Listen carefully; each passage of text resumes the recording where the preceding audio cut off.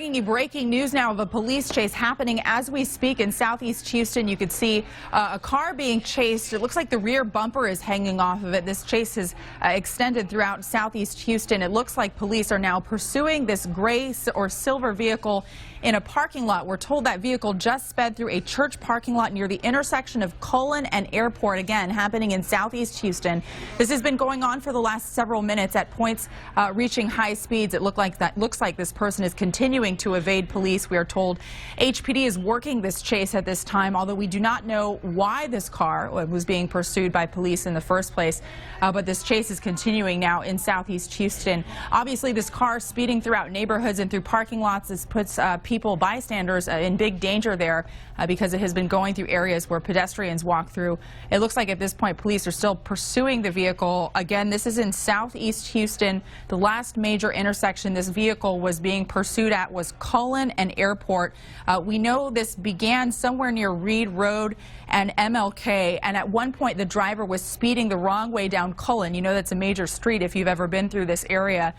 Driver at a high rate of speed at this point, police still continuing to pursue them. It's unclear why that back part of the bumper is hanging off the vehicle. It's possible that that car may have been involved in a crash and now going up in the front of somebody's road there in a residential area in southeast Houston. Car is not stopping though. Police in pursuit. At least 2 police vehicles coming behind this car. Again, this is a residential area and this person is going very fast through the streets right now.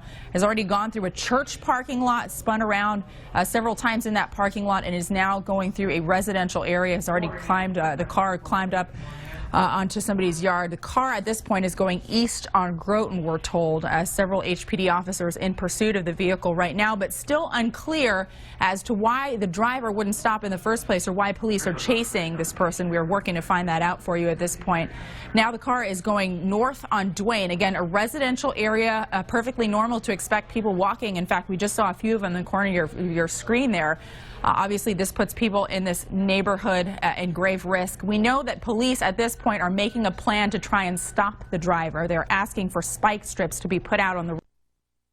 As you can see, for the last couple of minutes here, this has been a relatively high-speed chase in an area where posted speed limits are sure to be under 35 miles per hour because of the fact that this is a residential area in southeast Houston.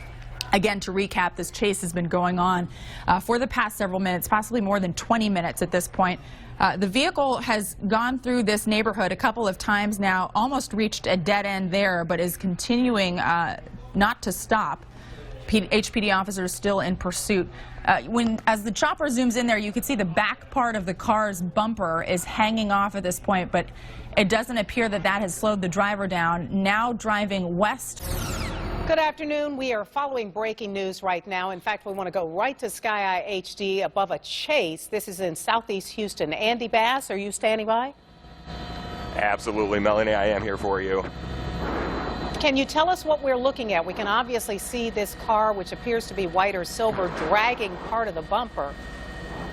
Yeah, it's either a BMW or a Lexus. I haven't been able to decipher what kind of make or model this car is. We're right now in a residential neighborhood, and we have been here for the last 2 to 3 minutes. He's just basically going around in circles in a neighborhood just a little bit southwest of Airport and Cullen. Numerous HPD officers and this unmarked that's right behind him right now have been following him for quite a bit. We got peeled off of another scene to come do this one, and you can see that you're in a residential neighborhood. There's a school by there. A lot of kids are playing on a parking lot, so it's very dangerous of what he's doing. High speed rates going in and out around this surrounding area. Still trying to get a better cross street of tell you exactly where we're at. And can you tell what happened in terms of the damage to the car? Was this part of the chase? Not too sure, Mel. When we joined the chase, the bumper was already like that, so it hasn't really peeled off anymore. It hasn't gotten any worse, I can tell you. Obviously, when he's been taking quarters, I expected it to go, but it looks like he's slowing down, like he's coming to a stop right now, Andy. And as you say, a number of law enforcement officials behind him. Not sure if you can get around over on the other side of that tree so we can see what's about to happen. Any idea how many people are inside there? And it looks like somebody is he waving his hands? not waving his hands. It looks like he put the windshield wipers on. Not too sure why he did that and why he stopped. Couldn't tell how many people were in the vehicle. They got really dark tinted windows down there. I can tell you we're on Carlton Street, which is inside this residential neighborhood, and you can see that the officers are definitely going with precaution up to the vehicle, more joining there. You can see they're coming in all different directions. I'm just going to peel back the camera just a little bit to make sure nothing's going to happen. But yeah, we're on Carlton Street, just a little bit southwest of the Airport and Cullen is the major intersection that I can tell you about. And as you mentioned, the officers proceeding with a lot of caution at this point. Usually when we see car chases like this, someone either gets right out of the car and surrenders or takes off, but so far no movement from this car. Situation. Hey, John, we've got Isaiah Carey. He does have a microphone. Isaiah, obviously our fantastic crime reporter, among other things. Isaiah, you just got off the phone. Lean into the microphone and tell me what you just learned. So I've talked with some sources, PD, and they said that his mother, he called his mother from the car. He's a schizophrenic, and his mother is at the scene, but they wanted to keep her off the scene, out of shooting distance.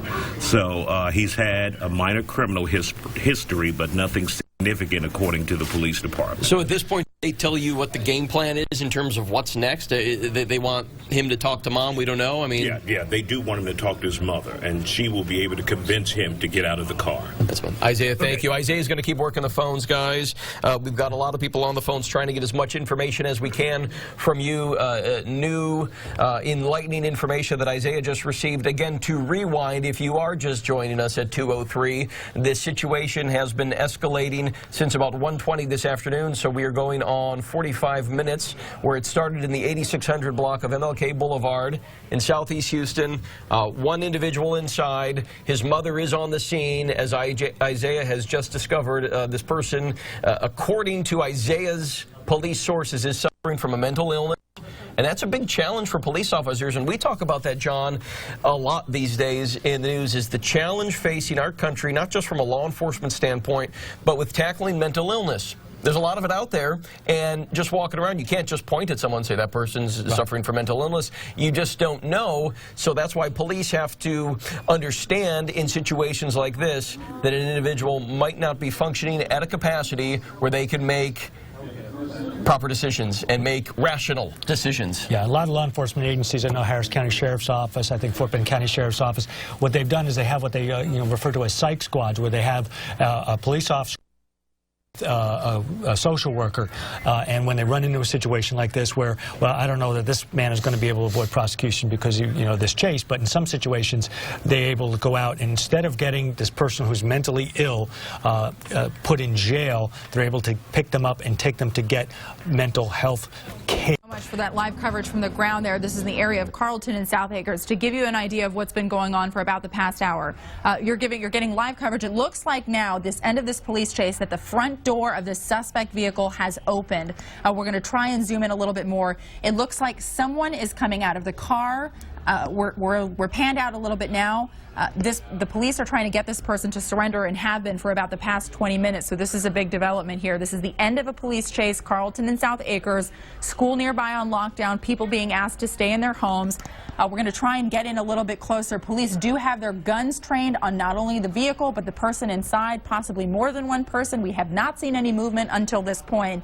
But now at 2:13, an hour after this chase started, a person is coming out. Their hands are up. They're stepping out of the vehicle. Windshield wipers are still on. Unclear if anyone else is inside, but that person has their hands up. They are backing away. It looks like they are surrendering to police at this point. It looks like a man that we see there. He is backing up. Police have their guns trained on him, asking him to surrender. This is the end of a police chase. Carlton and South Acres in Southeast Houston, very near an elementary school, Woodson Leadership Academy. That school on lockdown at this moment. This could be the end of what was a long chase and a long standoff with police here in Southeast Houston. Guns trained on this person. It looks like he's inching back to officers. It appears that he is following their instructions to this point. This has been a very, very long standoff. He is getting on the ground, kneeling on the ground now.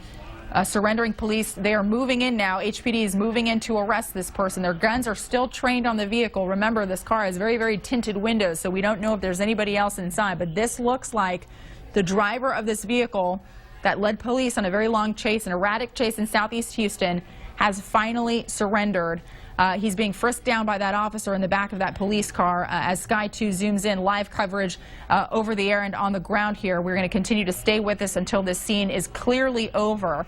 At this point, one person came out of the vehicle. That is the driver. He has surrendered. He has been arrested by police, Houston police. Off camera, though, officers are approaching that car to make sure that there's nobody else inside.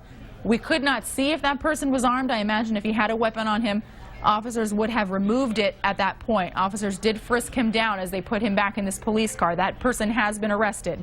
As we zoom out now and into the car, officers are now searching the vehicle, going through the front doors, the back doors, and the trunk to make sure, A, that nobody else is inside, and B, that they don't find any weapons or illicit material or dangerous material inside of the vehicle. But it appears for now that the immediate danger is over. This is the Lake Rancho Viejo neighborhood there. There you see the CHP right behind him there. One good thing to point out here, it is not school. There's not children out getting to the bus stops at this time in this neighborhood. And we have luckily seen 0 pedestrians in this area. In fact, nobody even out in front of their home so far other than that garbage truck. So that's one piece of good news as he continues to go what looks like the speed limit. I keep saying he. You keep saying it's a she. We'll certainly find that out. Yeah, and there's no clear answer on that, but I do know that police were leaning towards this being a woman behind the wheel here. And we've seen this driver be so careful, but we've also seen them reach about 100 miles per hour. We've seen them come near oncoming traffic back when we were still on the 76 eastbound. And this Lake Circle Drive, Kristen, I'm looking at this map. There is really one way in, one way out, and I can't imagine this driver is going to be able to figure all of that out very easily. And they've got to be freaking out in there. At this point, they know that they're surrounded, they're unfamiliar with the area, they know that a police chopper is above them, and this is when really anything can happen. You don't know about the mental strength of a person at this point after they've been on the run for 2+ hours, driving for 100 miles plus, and in an area where they have no idea where they are, and obviously knowing that they are in huge trouble when they do get caught. And there's really essentially no way out of this neighborhood as I look at the maps. The 76 is really the only way out. There's a lot of little windy roads, as we've seen, zigzagging through this neighborhood there. But police know that, and I think they're using that to their advantage. I think their biggest concern, though, right now for the CHP is the public safety, obviously. People on foot, residents, and just how dangerous is this person? Is she armed, for example? Yeah, and the driver may not know the roads here, and that's pretty obvious, but the CHP, they definitely know these roads. And so, as you can imagine, they're probably placing themselves, in the right areas. They're right behind this car right now, as we're seeing. If you guys want to take my maps out here. There's a pit maneuver, Kristen. There we go. Pit maneuver just conducted, and here the Saturn continues to go again. Okay, we're going to stick with the live pics, but yeah, this entire area is a circle. I was going to show you on the maps, but clearly what we're seeing in our live pictures is much more compelling. But yeah, basically a big circle here and a very confusing residential area to navigate. I am just terrified that somebody is going to pull out of their driveway and not realize what's going on here. And we're back in a cul-de-sac again. This driver picking another cul-de-sac. They're running out of choices Coming on very a lawn close to a right home now and in the front of a home. And the CHP will have had enough of that. That's through over somebody's lawn and into a parked car there. So we might see a more aggressive approach from the CHP to put an end to this thing there as that bumper drags on this 1993 Saturn. And the driver getting more and more dangerous as this pursuit goes on. As you saw, it went right through a lawn. Thankfully, no one out on that lawn right now. CHP blocking this car in. I think this is going to come to an end. Yeah, we could be watching the very end right now. But again, we just saw them drive through someone's front yard, so they may be willing to do that again here. Officers getting out of their vehicles at this point. We see an officer with a gun pointed at the vehicle. 3 officers now with their guns drawn. And again, this is live television. We cannot predict exactly what's going to happen here. We do not know if the person inside the vehicle is armed. We're looking at 4 officers now with guns drawn on the vehicle, and anything could happen. They're thinking about bashing that window out to get in there. Looks like they've done that to the passenger window. She is not driving away. Perhaps she's listening to their commands. They're asking her to get out of the car, turn it off. Okay, they've opened the driver's side open. window, and they've got her out. Does appear to be a woman here in cuffs now. You have 2 officers cuffing her, the other officers putting their guns away, it appears. And yeah, she is captured right here in San Diego, up just off the 15 and the 76. And this started 2 hours ago up in the San Fernando Valley. at 4:30, you guys. The This best has been an possible ending. exhausting morning. We've just seen the best possible ending in this situation here, as it ends peacefully with no innocent people being hurt in this Lake Rancho Viejo neighborhood. She is by herself, it appears. She did not seem to put up a fight, but they do have her cuffed here, and they will, of course, look into her background to figure out why in the world she was running so desperately for so long.